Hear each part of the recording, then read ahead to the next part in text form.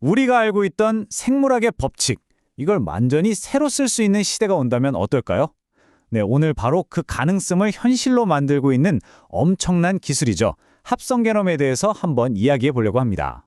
자, 이런 상상 한번 해보세요. 어떤 바이러스도 우리 몸에 들어오지 못하게 막는 그야말로 완벽한 면역세포를 우리가 직접 디자인해서 만드는 거예요. 정말 영화 같은 얘기죠. 하지만 이게 바로 지금 과학계의 가장 뜨거운 화두입니다. 그리고 말이죠. 영국의 과학자들이 이 놀라운 상상을 진짜 현실로 만드는데 아주 결정적인 한 걸음을 내디뎠습니다. 이건 생명의 설계도를 아예 새로 그리는 수준인데 세계 최초로 엄청난 돌파구를 열었다고 해요. 과연 뭘까요? 핵심은 바로 이거예요. 과학자들이 실험실에서 순전히 화학 물질만 가지고 인공 염색체를 뚝딱 만들어냈어요. 그리고 더 대단한 건 이걸 살아있는 인간 세포에 집어넣는데 성공했다는 거죠. 그러니까 자연적으로 생긴 게 아니라 사람이 디자인한 유전 정보가 우리 세포 안에서 실제로 작동하기 시작했다는 겁니다. 이게 얼마나 대단한 일이냐면요. 전문가들 반응만 봐도 알 수 있어요.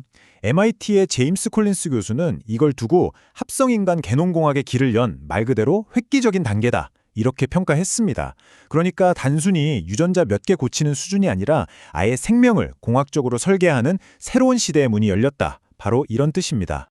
이 연구가 얼마나 중요하게 여겨지는지는 투자 규모를 보면 바로 감이 와요. 세계적인 연구재단인 웰컴 트러스트에서 이 프로젝트 하나에 무려 1,000만 파운드, 우리 돈으로 환산하면 약 165억 원을 쏟아 부었습니다. 정말 어마어마하죠. 그만큼 이 기술의 가능성을 엄청나게 보고 있다는 얘기예요. 자, 그럼 이제 가장 궁금한 부분이죠. 아니, 화학물질로 어떻게 생명의 부품을 만든다는 걸까요? 대체 과학자들은 이 놀라운 일을 어떻게 해낸 건지 그 방법을 한번 자세히 들여다보겠습니다.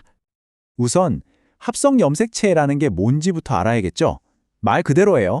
실험실에서 화학 재료들을 가지고 인공적으로 만들어낸 DNA 덩어리입니다. 우리가 컴퓨터로 코딩해서 프로그램을 만드는 것처럼 유전 코드를 쭉 짜서 생명의 부품을 만든다. 이렇게 생각하시면 이해가 쉬울 거예요. 연구팀이 진짜 똑똑한 방법을 썼더라고요. 딱 2단계로 나뉘는데 먼저 1단계에서 부품을 만들고 2단계에서 그 부품을 최종 목적지에 딱 끼워 넣는 식이에요. 비유하자면 자동차 공장에서 엔진을 따로 다 조립해놓고 그걸 나중에 차체에 장착하는 거랑 비슷하다고 볼 수 있죠. 여기서 진짜 기가 막힌 아이디어가 나와요. 연구팀이 뭘 했냐면 쥐의 세포를 일종의 생물학적 조립 공장으로 쓴 겁니다. 일단 쥐 세포 안에서 우리가 원하는 합성 인간 염색체를 완제품으로 싹 조립해요. 그런 다음에 이 완성품을 쏙 빼서 최종 목적지인 인간 세포로 옮겨서 기존 염색체 하나랑 바꿔치기 한 거죠. 와, 정말 대단하지 않나요? 자, 근데 이 기술이 왜 그렇게까지 혁신적이라고 하는 걸까요? 이걸 제대로 이해하려면 기존 기술하고 뭐가 다른지를 봐야 해요. 이건 단순히 DNA의 일부를 고쳐 쓰는 수준이 아니고요. 아예 통째로 재설계하는 개념에 가깝습니다. 이게 얼마나 큰 차이냐면 우리가 흔히 유전자 가위라고 부르는 크리스퍼 기술 있죠. 그거랑 비교해보면 느낌이 확 와요. 둘 다 유전자를 다루는 건 맞는데 그 스케일이나 접근 방식이 완전히 다릅니다. 비유를 들어볼게요. 크리스퍼 기술이 이미 쓰여진 책에서 오타를 찾아서 고치거나 문장 한두 개를 살짝 다듬는 거라면요. 이 합성 유전체학은 아예 새로운 챕터 하나를 통째로 써서 그 책에 그냥 끼워 넣는 거예요. 어떤 차이인지 아시겠죠? 훨씬 더 크고 근본적인 변화를 만들 수 있다는 뜻입니다. 이렇게 생명을 재설계할 수 있게 되면 정말 어마어마한 일들이 가능해집니다. 우리가 맨 처음에 던졌던 질문처럼 아예 바이러스에 감염되지 않는 세포를 만들 수도 있고요. 특정 질병에만 강력하게 반응하는 맞춤형 면역 체계를 디자인할 수도 있겠죠. 그야말로 의학과 생물학의 판도를 뒤집을 수 있는 그런 문샷 프로젝트들이 현실이 되는 겁니다. 하지만요, 이렇게 강력한 기술에는 언제나 동전의 양면처럼 밝은 면과 어두운 면이 같이 따라오기 마련이죠.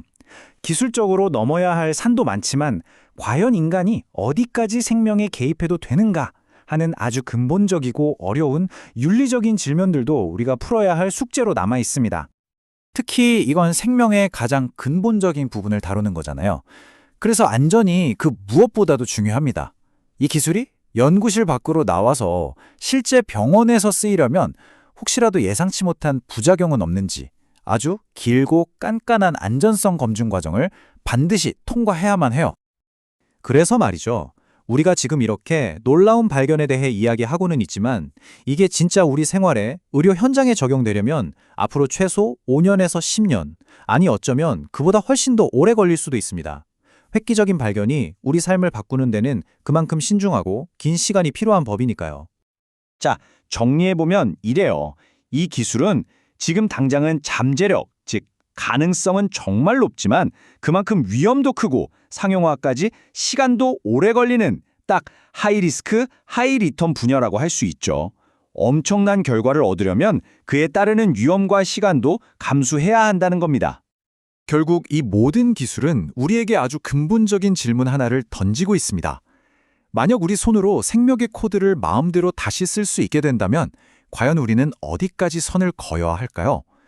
인류의 미래를 설계할 수 있는 도구를 이제 막 손에 쥐기 시작한 지금, 우리가 어떤 미래를 만들어갈 것인지에 대해 정말 진지하게 고민해봐야 할 때가 온 것 같습니다.